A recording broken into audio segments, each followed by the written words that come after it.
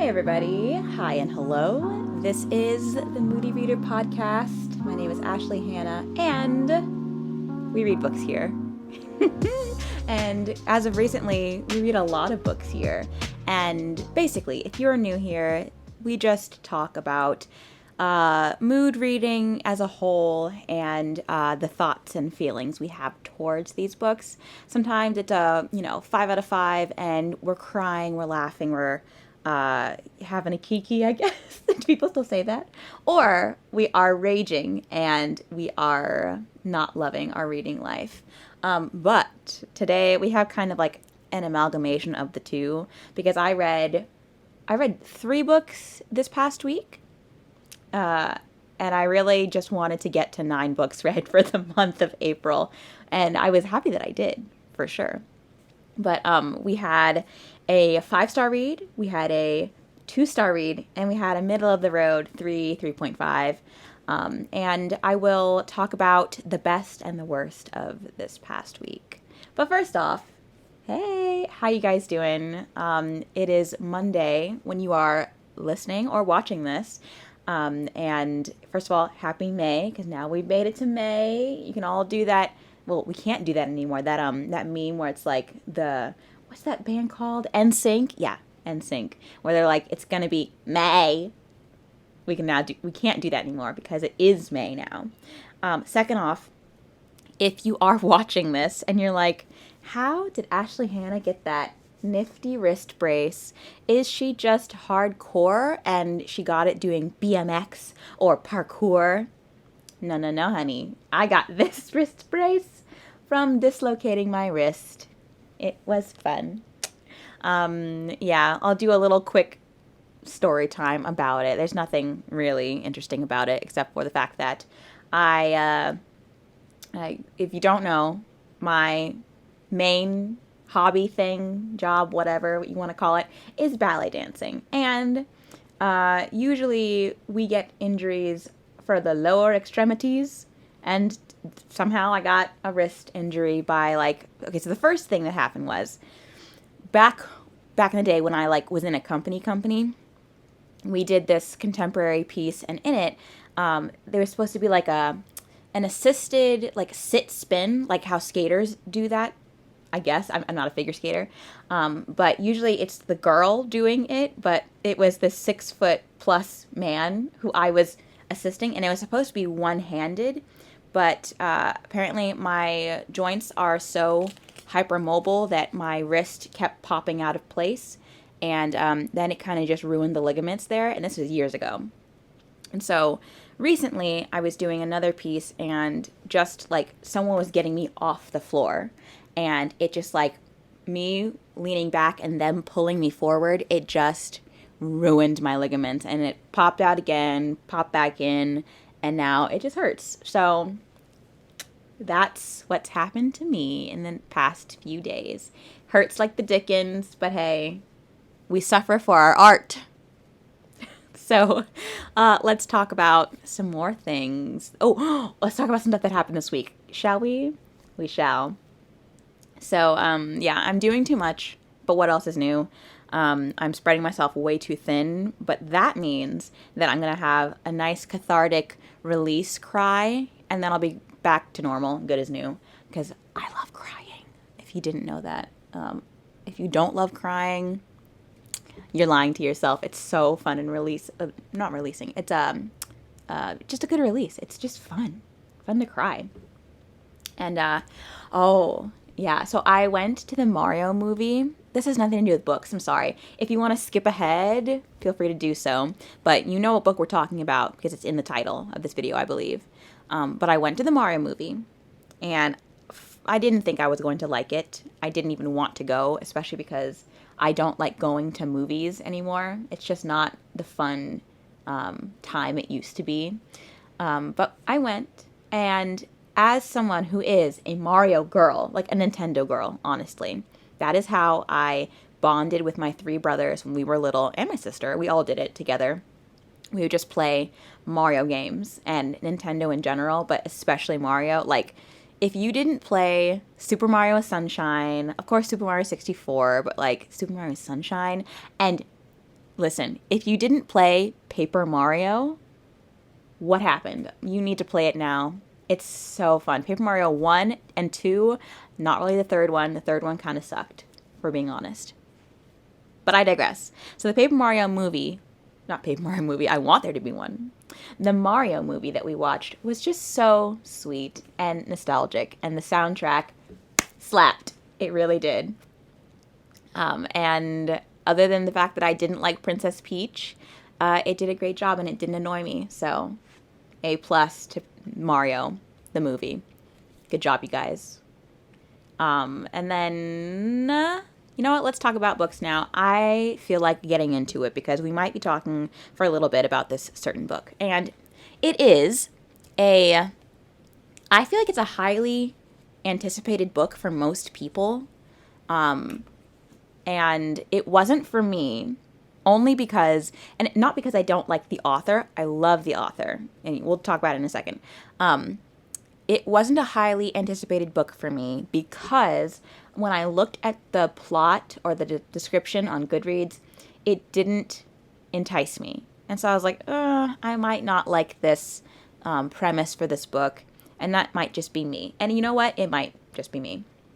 Because I've seen people give this book so many 5 stars, and everyone loves it, and I feel like I'm the broken one here, maybe. But I have seen a couple of, 2 stars, which is what I gave this book, which is Happy Place by Emily Henry.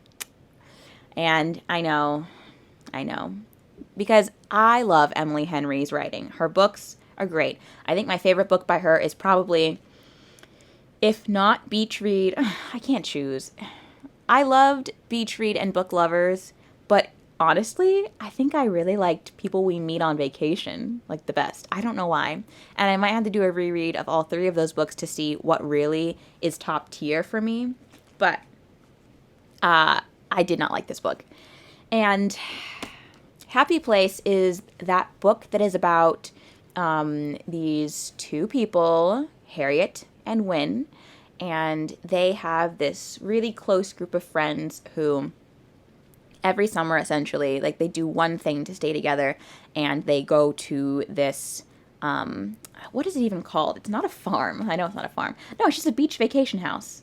Yeah, they go to a beach vacation house in, cottage in Maine, and this year is different because Harriet and Wynne have just broken up, but they don't want to tell their friends because they're all codependent. They don't want to tell their friends because they don't want to ruin the vibe. They don't want anything to change. So they're stalling. And they end up having to fake date at this cottage. So it's fake dating turned on its head because usually it's a couple that is not together because they've never been together who fake date. But this time they are fake dating after they have been together and they have broken up. And there's a bunch of characters in this one. We have Wynne and Harriet, who met after she went abroad to study, but then came back to her college roommates. They all went to the same college, Mattingly, in I have no idea where. And they have, so it's the 3 main friends, Harriet, Sabrina, and Cleo, and they were the best friends to start, and then they meet Parth and Wynne, and then, the friendship group becomes a little, incestuous, as friendship groups do become, and Wynne and Harriet sort of become the, I don't know if you compare them to the Ross and Rachel or the Monica and Chandler of the group. I don't know which one you would compare them to, but at this cottage, they really don't want to ruin the vibe, the mood, because it's the last summer they're going to be able to be there.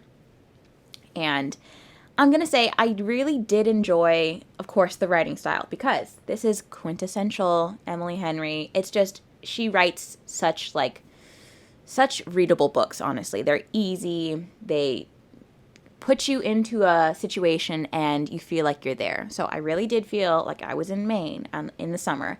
And honestly, I wish I had read this one this summer. I think it would have been a bit more of a a mood read for me, I guess. And usually when I read things and I'm in the mood for them, they usually come out better, like more 4 or 5 star reads. And it was very gloomy when I read this one. I don't know if that has anything to do with anything, but it was gloomy, so I didn't enjoy it. And we'll talk about some of the things that I really did not like about it. But I will say that if you like Fangirl by Rainbow Rowell, which I love Fangirl, don't get me wrong. If you like that book, if you liked specifically the character Levi from Fangirl, then I think you will like this book. I think it'll be a good time for you. And honestly, I really did love Wynn. Wynn was the saving grace for this book.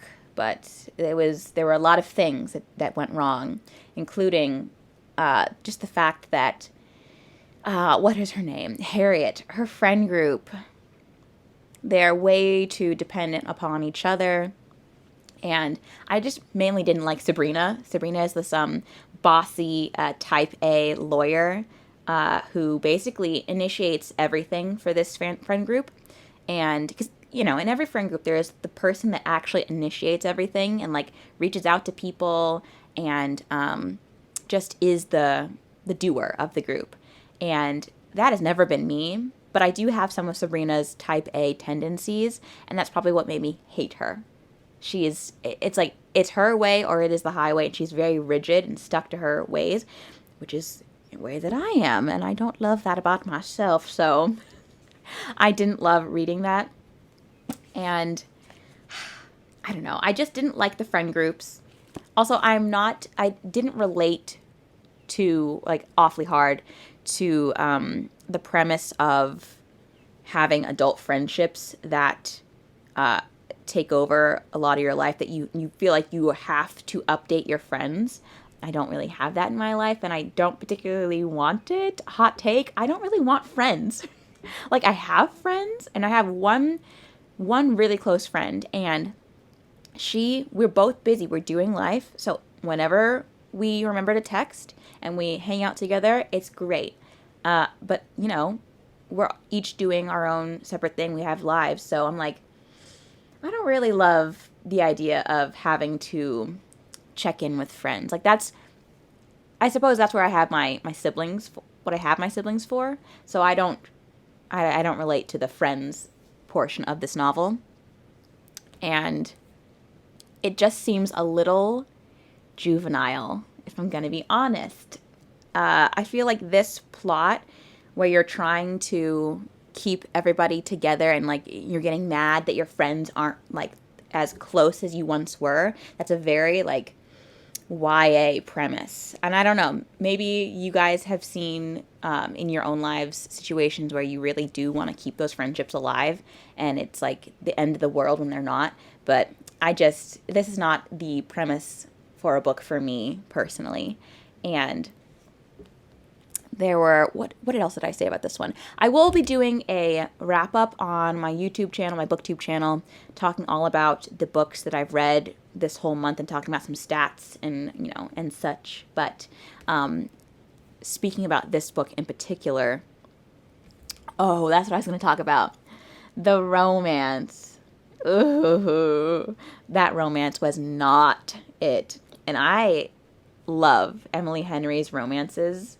Her love interests are just, they're beautiful. And they make me, say a little, they make me cry a little tear that I'm not in a relationship. But this one, and I saw a review of this book that said, I've never felt more happy that I'm not in a relationship after I read this book. And I'm like, yeah, that's pretty true. Harriet and Wynn are the most passive people I have ever read about. And that's it. That's the tea. Their problem was that they didn't fight at all. And also, Wynn had some serious insecurity issues about him being, like, the nice guy who, yes, he is nice and he's, like, attractive, but when people dive deeper, he just feels like they get bored. And honestly, can relate to Wynn. I even can relate to Harriet, in which that Harriet didn't ever want to fight because She grew up in a situation where her parents they put everything into their children, and they got married because they had gotten pregnant out of wedlock, and with her sibling Eloise, which, can we pour one out for Eloise? She literally gets mentioned like twice, maybe 3 times, and at the end it's just like, and then their relationship didn't really get any better, like between the sisters, Harriet and Eloise, but I digress. So, Harriet's parents put everything down in their lives for their kids and trying to get them to be the best. And so Harriet grew up kind of, and also Harriet had an older sister, Eloise, who was the wild child and just the rebel. And Harriet, it was kind of the peacemaker for everything. So she felt like as a child, if I do this, that, and the other, then my parents will be happy, and everyone will be happy, and I will be loved, and no one will leave me, which can relate. If it's like a thing where sensitive children just take that on. They're like, Mommy and Daddy are angry. I must help. I must do a little dance. And I can relate to that.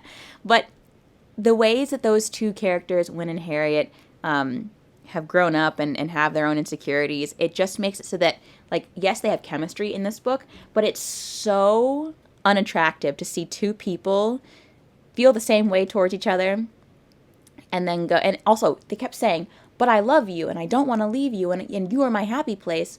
But then they kept saying, but it'll never work. But why? Why? We were never given a real reason why it wouldn't work. And the other problem with this book is that there were no stakes at all. Like, it's just known. Like, obviously, romances, they end up together. If that's a shocker to you, you need to read some more romances. Every pairing in a romance actually happens. That's not a spoiler. But in this one, there was not even a doubt that these characters were going to end up together. Like, there was nothing. There was nothing. And there's, like, an airport scene at the end, and it's like, well, we know that she's going to end up leaving the airport, blah, blah, blah. Bing, bam, boom. They're going to get together. Duh. So yeah, there was no mystery. The mystery of it all was figuring out why they broke up, because the reason why they have all of this snafu in general is because Wynne broke up with Harriet about 5 months ago prior to the start of this book, and it was like a 4-minute call, and you don't really know why they broke up. He didn't give her a reason, and then, like, he gives all her stuff back right away, and then you're left wondering throughout the beginning of this book why. And then you also have the alternate timeline of all of Harriet's happy places in her life. And so most of them, of course, involve Wynne. And so you see them meet and then get together. And I just think it's funny because there's like all those tropes, like even before the breakup, when they're first getting together, they go to the main house, and they are made to share a room, which I don't think I would ever do. No. I would never share a room with a guy that I just met, even if we're in twin beds. No. And then it's like, oh, and then they start to be more than friends. Because, like, you know, if you're in a room with another attractive man.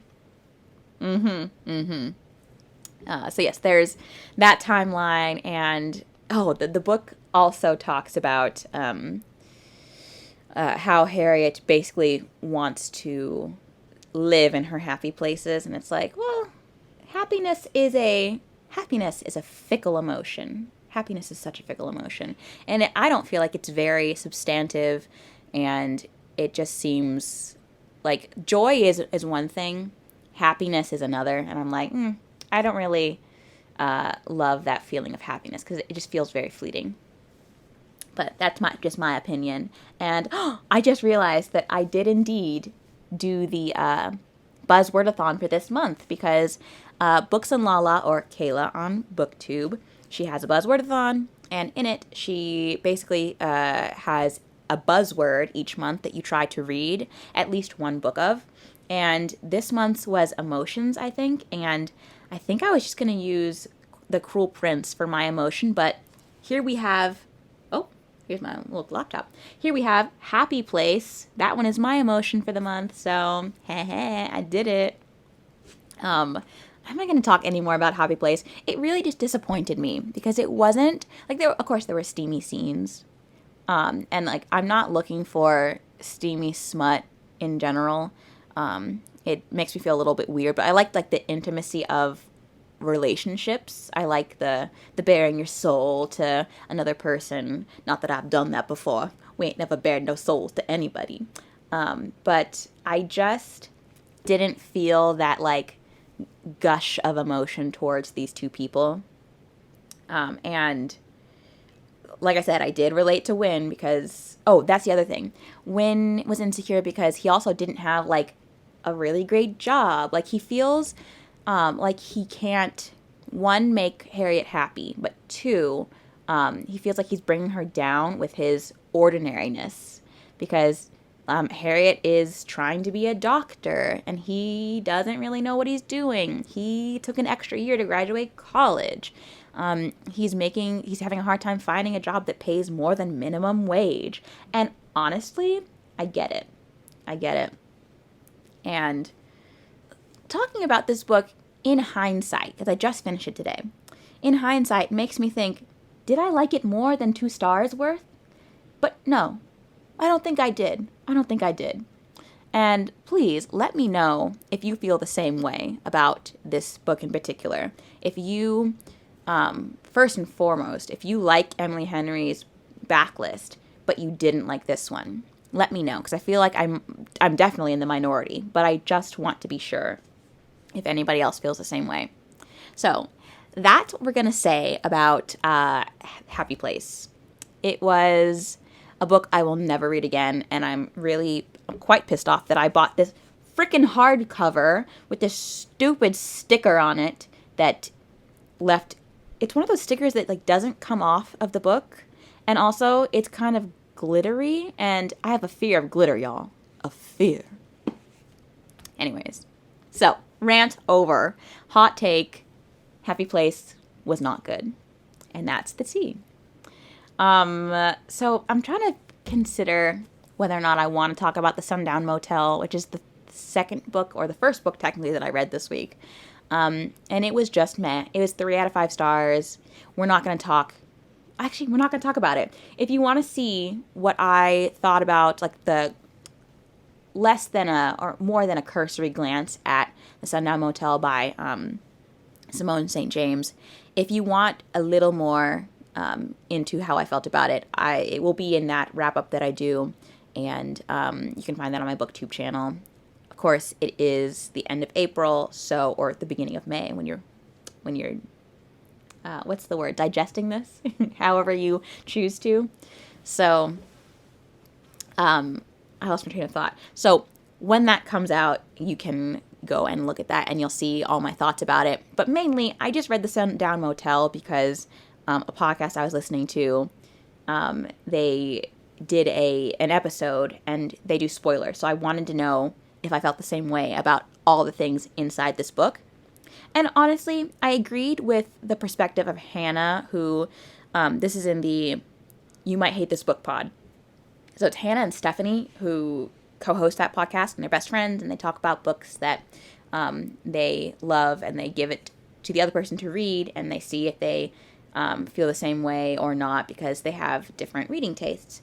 And I feel like I vibe more with Hannah's reading taste, because even though she gave it 4 out of 5 stars and not a 3, like I did, I honestly I felt some of the same things she did. So if you want to see a more in-depth take on that book, you can go ahead to their podcast, and I will try to link it below. I think I did that last week too, but I'll try to do it again.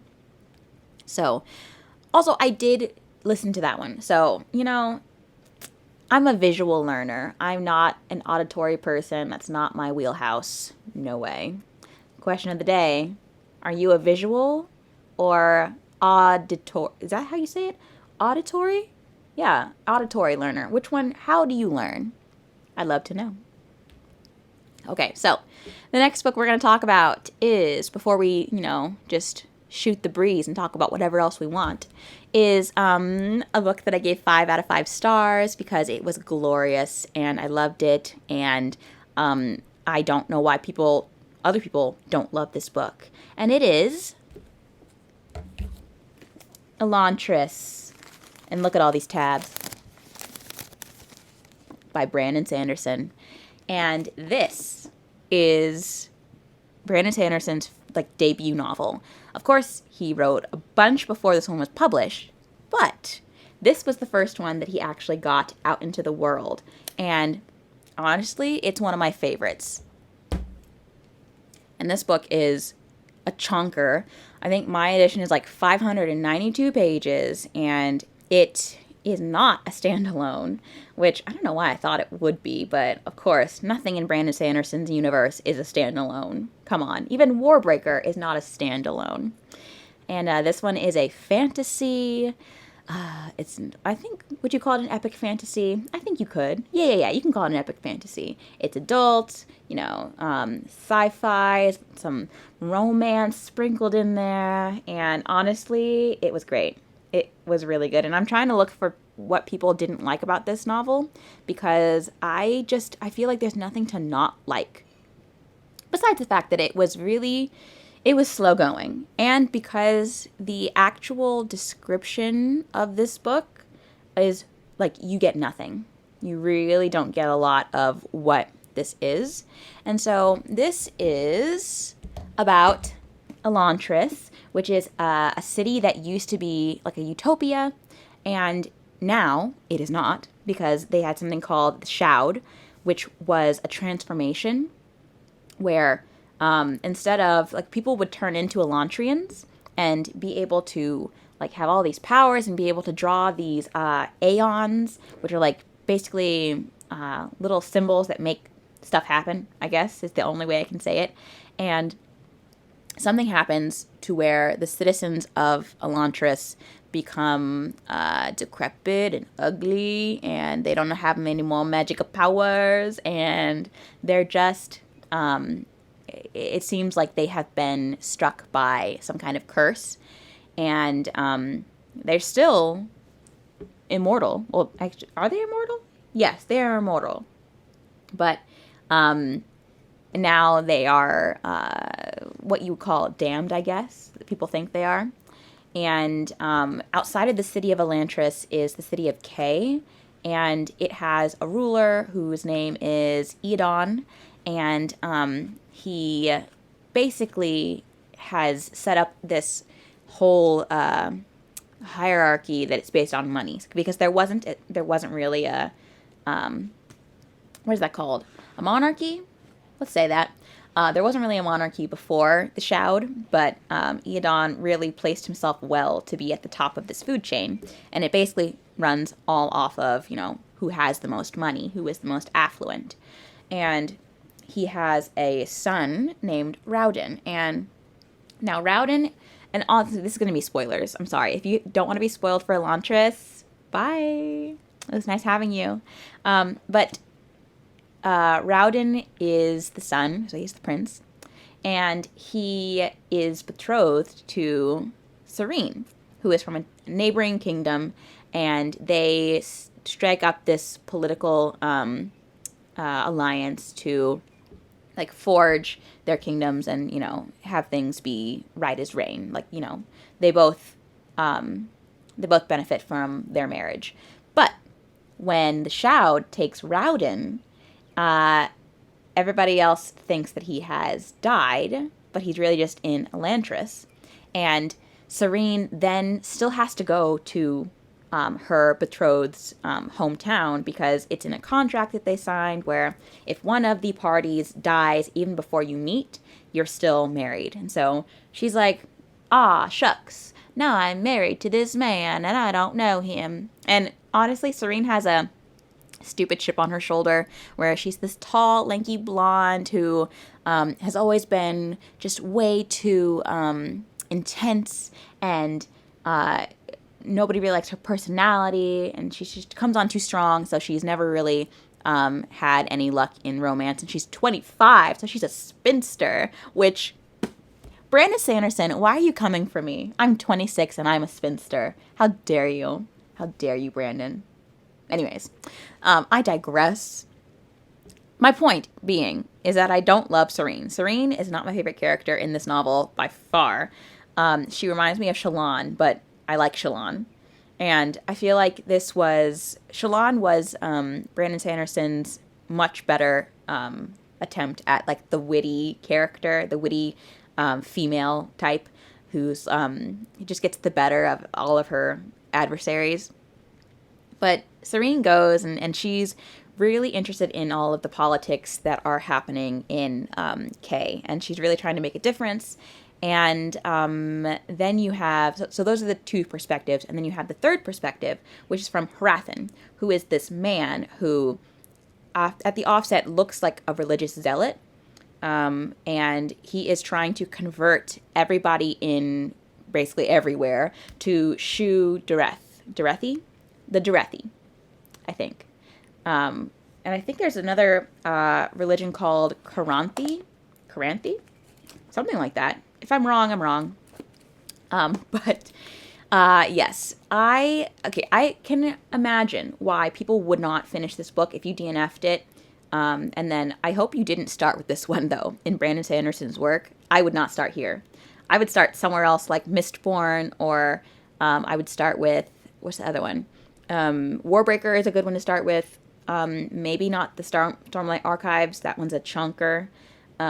Just don't start with Elantris or Stormlight. Don't do it. You won't like it. But I can see where you wouldn't continue on with this novel, because the Hrathen scenes, they were like, I was just trying to get through them to get back to Rowden, because Rowden is my homeboy. I love him. Rowden is this character that's very Kaladin-like, and he is thrown into Elantris. He has lost all his hair. He's all withered and wrinkled. He's got the dark spots on him. And he's still like, okay, we're going to keep existing. We have to do something. And even when, because all of the Elantrians, they aren't able to heal very well, like at all. So even when you stub your toe, you feel it for the rest of your life. So it's like, be careful not to do anything. Don't fall down. Don't scrape your finger. Don't get into a knife fight. You're not going to heal, and you're going to feel it forever. And the people that do get these really intense injuries, they become the Hoed, and they just end up being insane. Insanity forever, for eternity, because, Elantrians don't age. They will never die. So, yeah, Rowden is, even when he is injured beyond, like, being able to focus, he is still on a mission to make these people's lives better, because Elantris is full of these people who just don't care about anything, and the city is full of grime, and it's broken down, and there are all of these gangs because they think there's no other way. But Rowden shows them that there is another way, and that if you have a purpose, you can withstand anything. Like, honestly, the thing about Brandon Sanderson's novels that, like, makes me love them is, like, the moral of the story. And in this moral of the story, it's that you can do anything. If you have a purpose, you can withstand anything. And there are so many quotes in here. Like, what should I choose to read first? Let's see here. Oh, okay. Well, this isn't really what I was talking about, but one of the quotes that really got me is, "You will find that hate can unify people more quickly and more fervently than devotion ever could." And that's when it comes to Hrathen and his chapters. But let's see if I can find a Rowden quote. Shall we? We shall. And now you put me on the spot. I'm like, can I find one? I don't know. Let's see here. Let's see. Rowden's pulling off some bread. Okay, well. Okay, it looks like most of the quotes that I took were Hrathen quotes. But I didn't like him, so I don't understand. I don't know. Oh, if you're wondering how I took my annotations and what the colors signify. They don't. I was just using blue because it was cute on the side, and then I ran out of blue. So then I used green, and then I think I used pink because pink was something. Pink was like, what? Pink was a moment. That was a gaspy moment.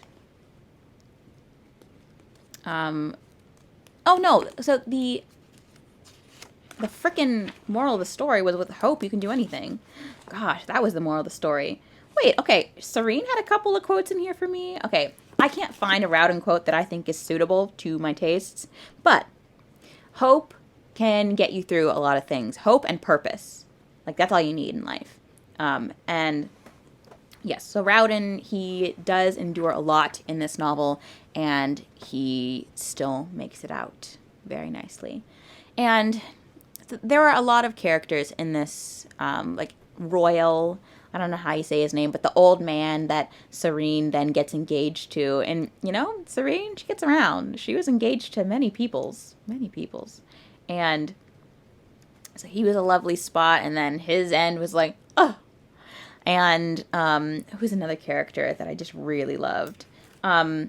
Honestly, I liked the arc of Hrathen, and I think a lot of people did as well, but his arc was just great because another reason why I love Brandon Sanderson's novels is because a lot of them are theological in root, and this one really explores the fact that religion itself is not the thing, you know? And this will really only hit you if you like enjoy parts of religion and then you can acknowledge that some parts are extremely toxic, I guess. But basically that the thing about religion is not supposed to be your steadfastness and your rigidity, but like what is that thing that you are looking towards. And for Hrathen, he has to kind of face his religion in this novel, and you realize that, you know, Hrathen is not the villain, right? So I love this. I love this novel. I was a little bit confused when it came to like who was laying siege to whom, you know, and the Aeons. I was like, it all went over my head when Rowden starts to draw these Aeons. But when the plot twists hit. Like, Hrathen was such a devious man. I think I wrote something somewhere, and I was like, I'm loving this book. I'm loving Rowden. Serene's a little bit annoying, and I tip my hat to Hrathen because he was thinking. So I honestly would suggest that everybody go and read Elantris. This is going to be making my top books of the year for sure. Like, do you see how many of these I have? So many tabs. And now I just feel like, now, let me know. Do I need to continue in the Stormlight Archives? I was getting a little bored of it because things that I wanted to happen are happening now, and I kind of don't want it to be ruined because I know that, you know, books have to have some kind of lows and highs, and I'm on a high. So I'm like, I don't really want to see the low. Let me know if I should read Rhythm of War, which is the 4th book in the Stormlight Archives. And, you know, I can't wait until Brandon Sanderson does a 2nd book in the Elantris series. Can't wait for it. So those are the books that I read this week. I had a great time reading them, for sure. I just didn't love 2 of them, but I loved Elantris, so that's all right. And now, what should we talk about?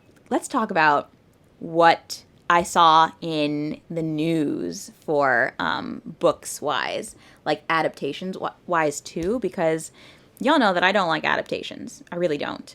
But I am curious about the one that I have seen just recently, and it is the film. I think it's a film adaptation. It might just be No. It's on Netflix, I believe. But it's an adaptation for My Lovely Wife by Samantha Downing. Let's check it out. My Lovely Wife. We are on the prowl. Let's see. Oh, I need to specify movie. And honestly, when is it going to be released? I'm going to learn all these things with you guys right now. So it says Julie Hart is on board to direct the adaptation of My Lovely Wife at Netflix. Ooh. So let's see here. When's it coming out? I want to know. It doesn't say. Oh, okay. Well, I'm going to have to wait a long time, presumably. But My Lovely Wife is that domestic thriller, like psychological thriller about this married couple who, from a distance look like they're super normal, just the regular Joneses. They got 2 kids and they're just, one is a stay-at-home mom and the other does something. I can't remember what he does. But then you find out that they are killers. And it's like, someone described it as like Mr. and Mrs. Smith in book form. I'm like, yeah, I haven't seen that that movie, but I would say so, yes. And I just feel like this book is going to make me get a Netflix account. And I don't want to do that because, like, come on. It's Netflix. But I have said before that My Lovely Wife seems like the perfect book to adapt because it's just, like, honestly, thrillers. Thrillers are the perfect books to make into movies and TV series because they're so fast-paced. There's not a lot of CGI that can ruin the movie. And they're just so good. They're so good. So, because I loved The Girl on the Train and I loved Gone Girl, stuff like that. It's great. So that is something that we can look forward to at some point in our futures. I don't know when. Who knows? Ooh, and let's talk about the May TBR. Again, I did a book. I did a booktube video on my May TBR for obviously for May. And in it, I'm doing a lot of not buddy reading. I guess I'm doing like one buddy read, but I'm doing a lot of challenges. And so one of the challenges is, and I have a lot of overlap too. One of the challenges is the Mashed Potato May challenge, which is by Books Unbound. I've talked about them before. They're what made me want to start a podcast because I just liked their coziness and just like talking about books. And honestly, I really wish I had a co-host for this podcast. My sister won't do it with me because she hates me. Just kidding. She doesn't hate me. But she won't do it with me because she's not like a talker on camera person or talker in general. And I don't have anybody else like friendship-wise because you guys know I don't have friends. I don't have anybody in my life who would like just step up and be like, hey, let's talk about books for an hour. But if you would like to audition to be my buddy for this podcast, you can email me at moodyreaderpodcast@gmail.com. Please don't. I'm not an introvert. I'm an introverted extrovert, and so I get scared when it comes to new people. So please don't contact me. So I loved. Where was I going with that? That was a tangent that started with Books Unbound, Mashed Potatoes. They have a segment on their podcast where they just talk about books that are mashed potato books for them, which means that it's like the mashed potatoes at Thanksgiving, their version of they love eating it. They love it so much that they save it for last, but then they're too full to eat it, or like it gets cold or something like that. Like the moment's over, essentially. They've waited too long. And so they have books that they have been saving, but they don't know if they're going to hit the same anymore. And so I have some books for that challenge that also overlaps with the Brews and Books challenge for Mega May. And this is one of the co-hosts for On Wednesdays We Read. And that podcast, I will link it below. They talk a lot about like fantasy books. So if you love fantasy, go check them out. And so Hannah from that podcast, there's a lot of Hannahs in podcasts, I'm realizing. And technically I count as a Hannah, right? Right? But she has this challenge every May where she basically just tries to read the biggest books on her TBR, which is basically, a big book is like 500 plus pages. And she also has a buddy read, a group read for this challenge. And the group read for this year is the Jonathan Strange and Mr. Norrell, which is, again, a mashed potato book because I've seen this one so often on like BookTube and just in general, and it's by Susana Clarke, and basically it's about two magicians. One is old and one is young, I think, and it's in the 1800s. I don't know. I just picked it up. Unfortunately, I'm going to read all of these big chunky books with a brace on my wrist, and honestly, I really cannot pick things up right now. I can't hold any weight on my hand, so that's going to be fun to do. Oh, another side tangent. You'd think that because I injured my right wrist, which is not my dominant hand, I'm actually left-handed, you'd think that that wouldn't inconvenience me at all, like at all. But it turns out that I am a secret righty in which I don't write with my right hand, but I do just about everything else with this right hand. And so it's inconvenienced to me a great deal to have to use my left hand to do things. Like, I do a lot of cooking, and cooking I usually use my right hand as my workhorse hand. When I play the piano, I do a lot of stuff with my right hand. I mean, that's to be the case with piano. But I also just do other random stuff with my right hand. Like, the day that I injured my wrist again, I tried to open the dishwasher with my right hand because for whatever reason I just reached for things with my right hand, and I was like, it was like, oh no. So yes, reading is going to be a tough one for these books because not only are they mashed potato books, but they are all big books. So Jonathan Strange and Mr. Norrell, long story short, is a book that I'm going to read next month. I am also going to read, what is that book called? Oh, it's the sequel to Serpent and Dove by Shelby Mahurin, and it is called Blood and Honey. And Serpent and Dove is a book that got really popular back in the day, I want to say 2019, something around there. And I loved it. It's a YA book set in France, which I love the setting of France. And in that book, it's basically just about this witch who has renounced her witch powers and the way of life, and she ends up in a situation where she has to marry this man who is a witch hunter, and shenanigans ensue. And it's a great book. It's a little too steamy towards the end, but whatever. But that book is actually part of a trilogy that I just never got around to, and I always wanted to kind of see what happened to Lou and Reed, but then I just never picked it up. And I also saw some reviews that were like, the characters spend a lot of time away from each other, and back in the day, that was like the death of a book for me. I was like, the main characters and love interest stay away from each other? What? But honestly, that happens in the Angel Fall trilogy in the second book, and I was okay with it, I think. So I'm going to try it. I'm going to try Blood and Honey, which is also the buzzword for Books and Lala, her buzzword-a-thon. The buzzword for May is flavors, and honey is a flavor. So, yes. So Blood and Honey is doing double duty for mashed potato and a big book because it is 500 plus pages. Check. And then the last book that's part of this little challenge series that we're doing is called Penmarric by Susan Howatch.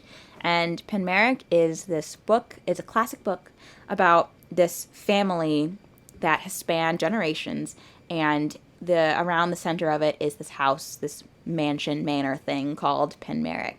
And all of the drama that happens in this family, and people want the house, and people are mad at other people in the family.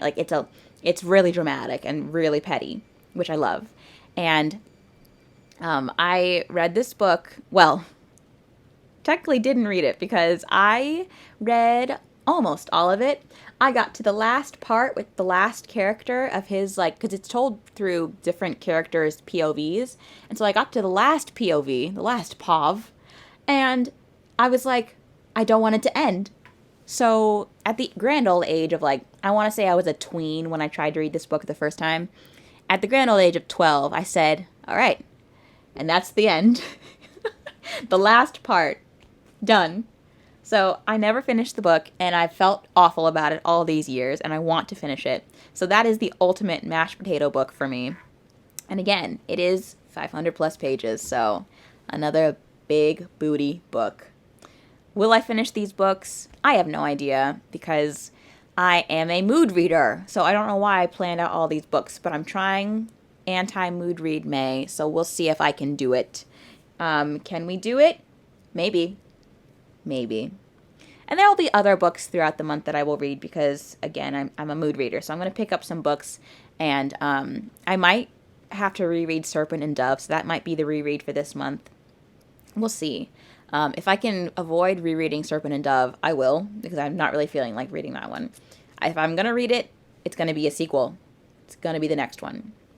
But yeah, so those are all the things that I have read this month or this week, and what I'm planning on reading in the next month. And I'm excited, even though, I'm not going to lie, you guys, it's going to be a chaotic first half of the month, first 15 days, honestly, of May, because, like, if you didn't know, I retired from ballet.